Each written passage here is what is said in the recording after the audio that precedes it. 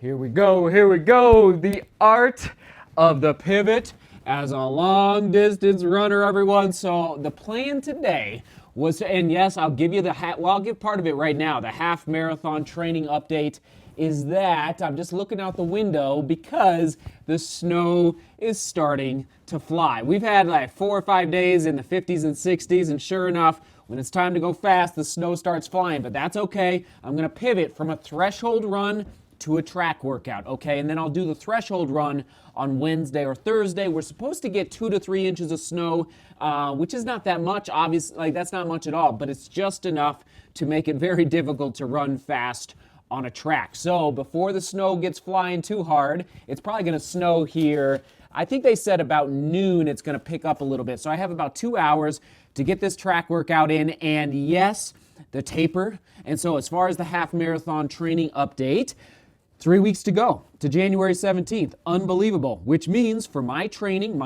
block is that is the beginning of the taper. Meaning I'll start to come off. Here's the graph on your screen. I'll start to come off that peak volume at 130 miles a week, which I held for 3 weeks in a row. And now what should happen, we'll see, I'll keep you posted all week long. What should happen is I begin to descend in volume. My legs should begin to say, whoa, this feels good. I'm not as tired. I should be able to go faster and faster and faster in the threshold runs, in the track workouts, in the strides, even the work that I do in the gym. Okay, so that is the goal of coming off the volume. So you might be wondering, what is my volume gonna be with 3 weeks to go?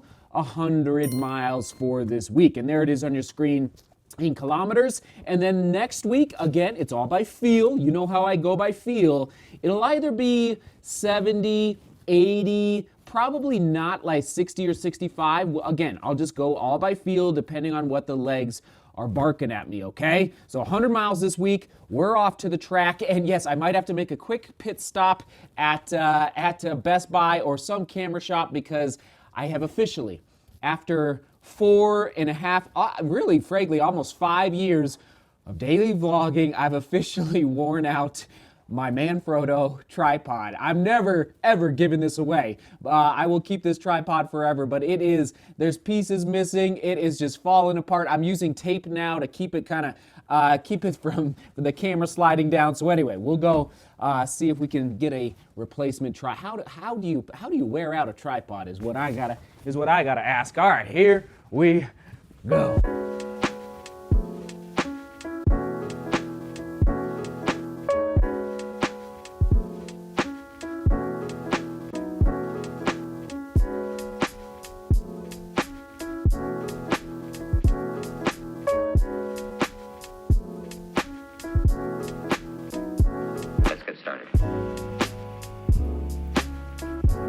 Warm up.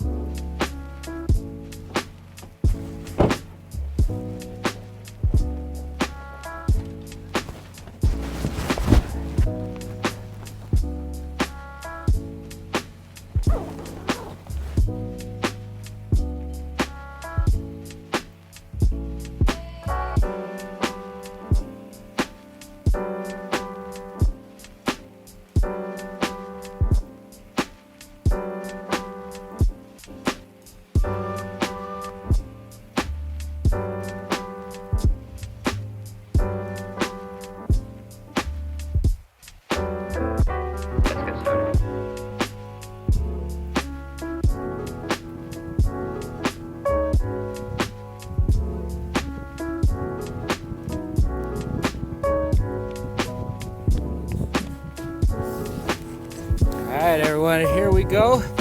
Taking off the jacket. Ready to rock and roll.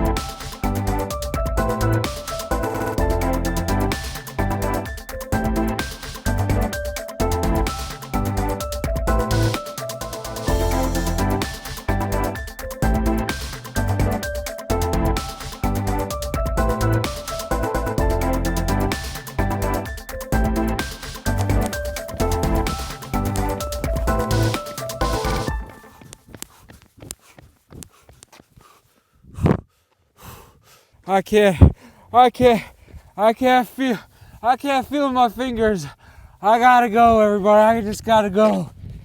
And we're back out of the freezing cold with a hot cup of tea. And I was planning to do quite a bit more filming at the track, but my fingers froze in the workout. I definitely did not pack the right gloves. I didn't want to pack my heavy gloves because I didn't want my fingers to overheat. But anyway, I couldn't get the camera going. Is the bottom line. So had to call it, and here we go. Let's break down the workout. Talk about this half marathon training and specifically the taper. And there's a little bit of confusion happening on Strava about, I guess, what I mean by tapering. Okay, before a peak race. All right, so we'll talk about tapering here in 1 second. First of all, the workout today, 100-meter jog, just so you know, in between each interval throughout the entire workout. Okay, 100-meter jog. I forgot to mention that last time I was at the track, so there you go. So 2 by 100, 2 by 200, 2 by 300, 2 by 400,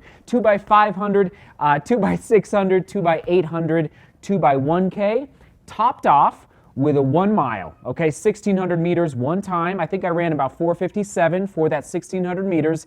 And then I jumped all the way back down to 2 by 100, 2 by 200, 2 by 300, and 2 by 400, all right? Obviously, well, maybe not obviously. I got to be specific with my words here. The goal for today was fast twitch muscle fiber recruitment, okay? Once again, fast twitch muscle fiber recruitment about 3 weeks out from the peak race, okay? I went a little bit anaerobic in the 1K repeats and then also the 1 mile, but really that amount of rest for me in between each interval was plenty of time for me to recover in between each interval, so it really wasn't a major anaerobic workout. The focus more so was on turnover, and I gotta say, when I did a little bit of daydreaming at a couple points, but as soon as I refocused my attention on the task at hand on the track, my form just felt very strong, very efficient,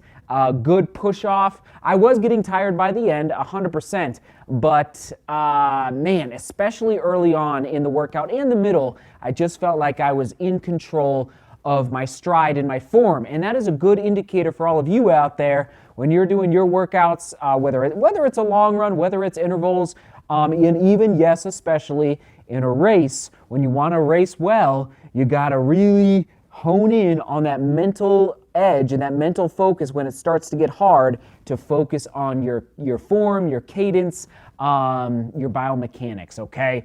So that's that. That was the workout. I know that was a lot to run through, and I feel like it went really well.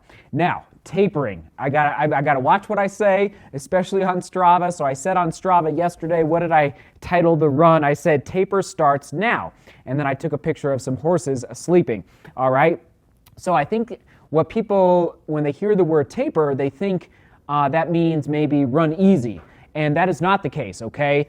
When I say taper, what I'm talking about, what I mentioned, I think earlier today, is I'm starting to reduce my volume of training in a big way, okay? Going from 130 miles a week down to 100 miles a week, and then down to 80 miles a week, and then in race week, 30 miles before the race day. So major drop off. And what happens when you do that is your legs start to recover, and they start to absorb the training that the intent, the heart, remember all the mountain runs, the 30-mile run in Leadville, your body starts to absorb that training finally in the taper. But it does not mean you stop running fast, okay? That's when you do that, that means your legs are they're not going to be sharp on the starting line. You're not going to be snappy. You're not going to have a quick turnover.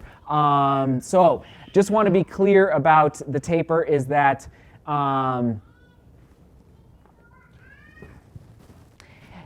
and I'm back. Sorry about that.